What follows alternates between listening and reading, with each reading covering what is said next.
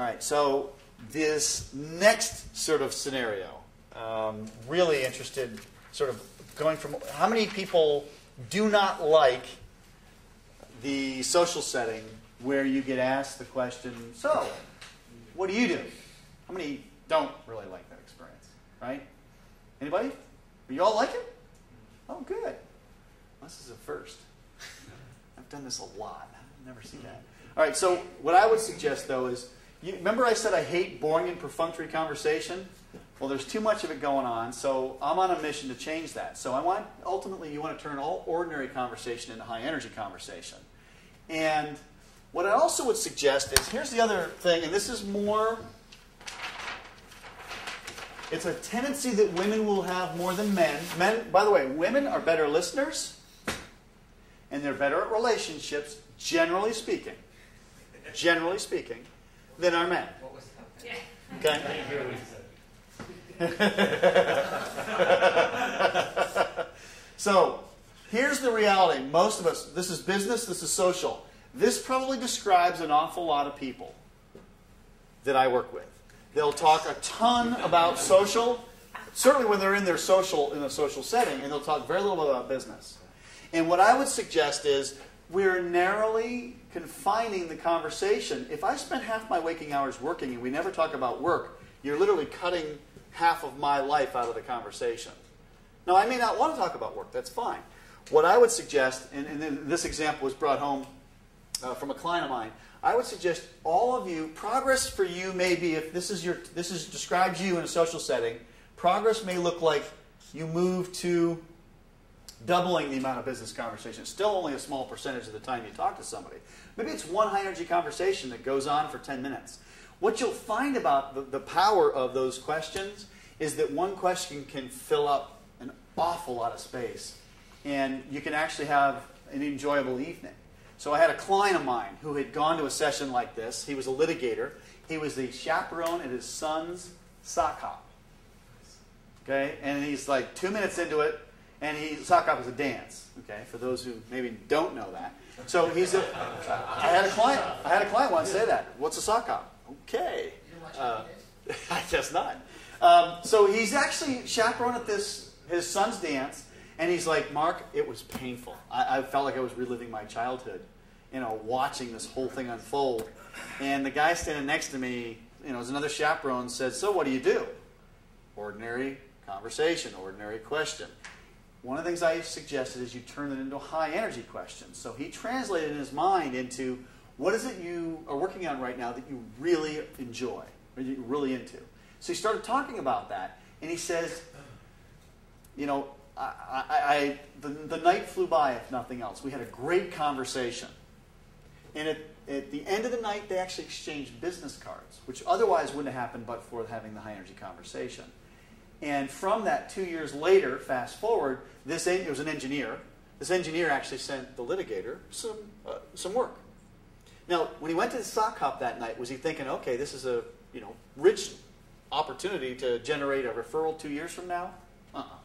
He was trying to survive the evening. In fact, to give you a little more detail, he's telling me the story. He says, Mark, I'm in there, and the guy asked me, so what do you do? And he's like, I was so desperate, I tried what you suggested.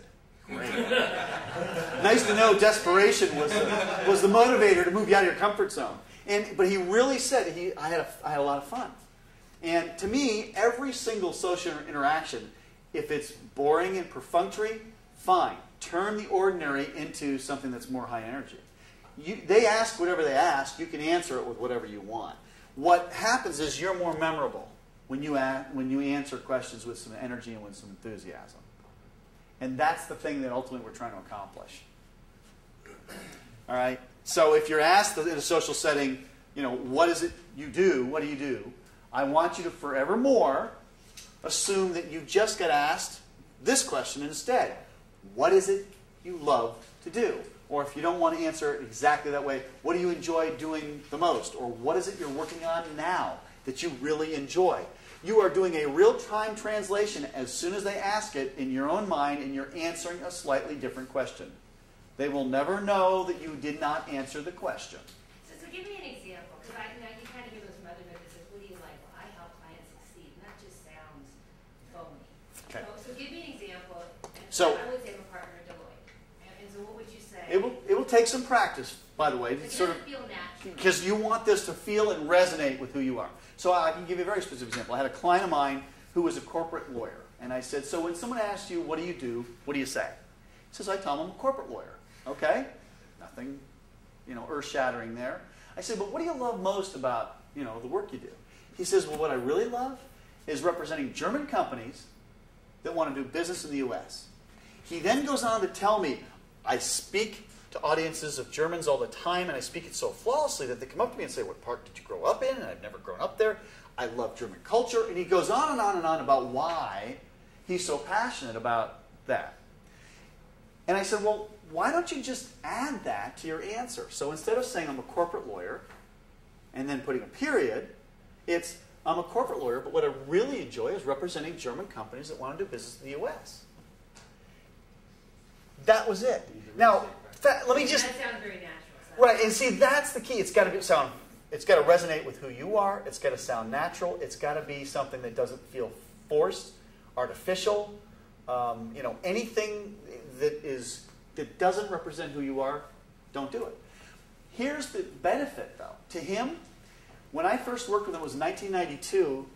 He had, I think, 10 or 20% of his practice were representing German companies.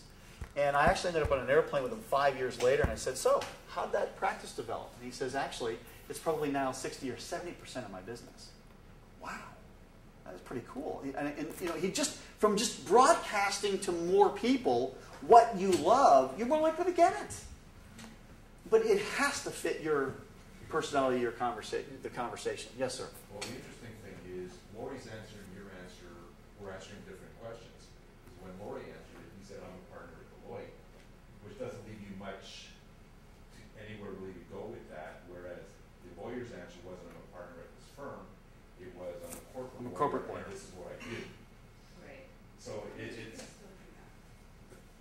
You can carry on.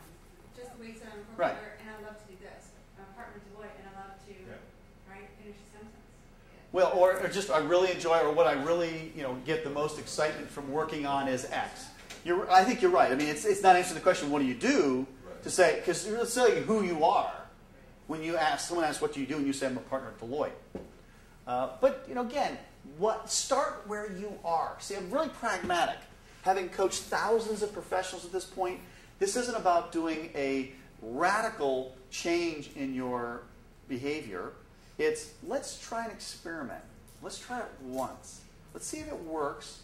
And if you liked it, we'll try it again. And that's really what I'm asking all of you to do.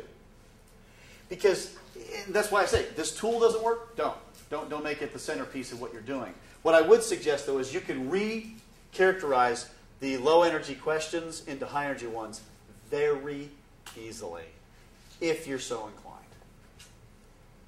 So, did I answer your question? Good.